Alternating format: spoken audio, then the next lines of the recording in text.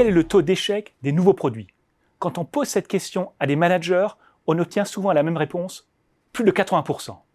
Ce n'est pas très surprenant. Dès 1961, un article publié dans la revue Harvard Business Review avançait ce chiffre. Par la suite, plusieurs rapports de consultants ont abouti à la même conclusion. Au moins 80% des nouveaux produits échouent. Clayton Christensen, un professeur de la Harvard Business School, aurait même estimé le taux d'échec des nouveaux produits à 95%. Ces chiffres sont probablement faux. Dès 1977, un article paru dans la prestigieuse revue scientifique Journal of Marketing a montré que le taux d'échec des nouveaux produits est beaucoup plus proche de 35 ou 40%. Plus récemment, une méta-analyse, c'est-à-dire une synthèse de toutes les recherches menées sur un sujet, a été publiée dans la revue International Journal of Management Reviews. Ces résultats montrent que le taux d'échec des nouveaux produits est resté relativement stable au cours du temps.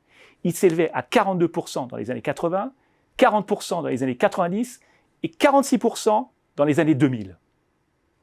Pourquoi la plupart des managers continuent-ils à croire que le taux d'échec des nouveaux produits dépasse les 80%? Il y a deux explications à ce phénomène. D'une part, plus une croyance est répandue, plus on a tendance à penser qu'elle est vraie. En latin, argumentum ad populum. Comme la Harvard Business Review et les rapports des consultants ont plus d'impact que le Journal of Marketing ou l'International Journal of Management Reviews, l'idée qu'ils véhiculent semble plus crédible.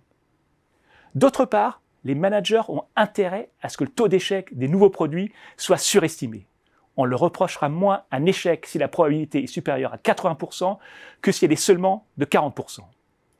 Malgré tous leurs efforts, les chercheurs en management ne sont donc pas parvenus à remettre en cause l'idée reçue selon laquelle le taux d'échec des nouveaux produits est supérieur à 80%. Et ce phénomène ne se limite malheureusement pas au lancement de nouveaux produits.